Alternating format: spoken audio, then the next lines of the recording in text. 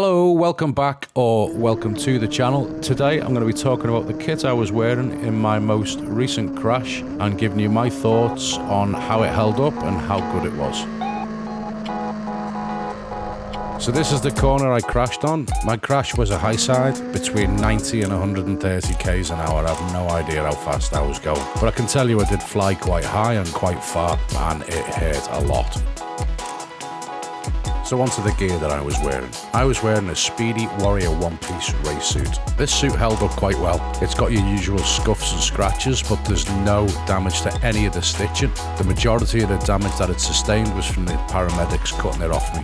Now this suit needs to be worn in conjunction with a back protector, something like a Knox or an Alpinestars or something along those lines. But you need a separate back protector for it. Now I didn't wear a separate back protector because I'm an absolute idiot. I broke my back in two places and also my left arm. I don't know how. Again, I have no idea. I think maybe the bike landed on me.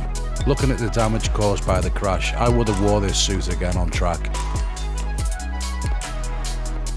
Now onto the helmet that I was wearing. That helmet was a Shoei NXR Stab. Basically, it's a mid-range Shoei helmet, and I love this thing. I cannot say enough positive things about this helmet. It's lightweight, it's comfortable, it fitted me perfectly. The shell size was just right for my tiny head, and I hit my head quite hard. I never lost consciousness. I owe a lot to this helmet, and I love it. Now the boots held up really well. You can see damage in the form of a scuff to one side, but that is pretty much about the only damage they sustained. They held up the best out of all the kit in the crash. My feelings on these boots, however, are not good. Yes, I'm grateful they protected my feet and my ankles, but as for a boot, I've never worn a more uncomfortable boot in all of my life. They left me with blisters regularly, and I just was not a big fan considering the price. I'll 100% use these boots again, but when they're done and they're finished, I won't be buying another pair. So these are the Knox Handroid, the Mark 1 glove. I've had them for a long time, but they've always been very well looked after, and they've always been kept in really good condition. Unfortunately, these performed quite bad in my eyes. The stitching all came apart at the thumb on the palm area, and the finger supports all came out, meaning that my fingers weren't supported like they should have been. Saying that, I didn't receive any significant injuries to my fingers. However, I did snap my wrist in multiple places where the support should have been.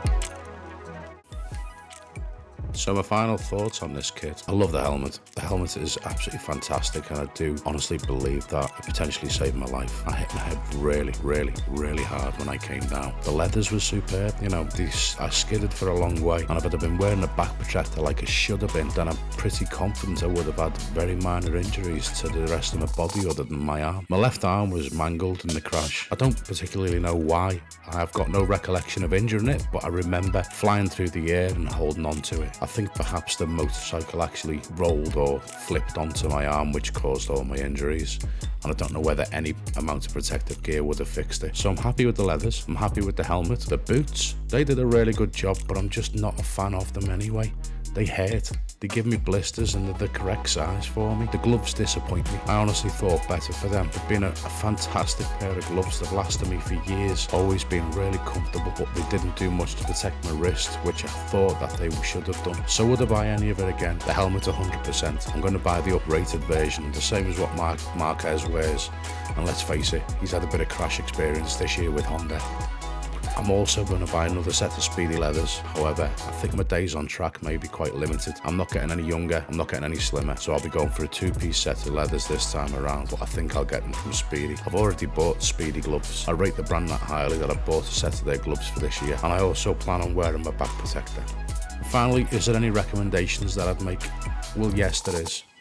If I was going to be buying a one-piece race suit right now, I would be buying one of the RST suits because they come with the airbags built into them. Yes, for around about 1,200 Australian dollars, I believe, you can buy a full airbag suit. And finally, before I disappear, to those people that wear a $100 super cheap helmet, albeit maybe riding a scooter only to the shops or some other reason that they justify it to themselves, there is no justifying it. You may think I'm madly in love with my helmet, because I am. My helmet's the reason I get to see my children. I hit my head so hard in that crash, and that helmet is the only reason that I'm still here. So whatever you can afford, no one's got loads of money, but whatever you can afford, spend it on your helmet.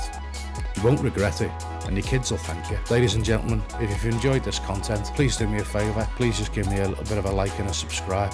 I am a new channel. I'm hoping to make more content. Happy riding. Catch you soon.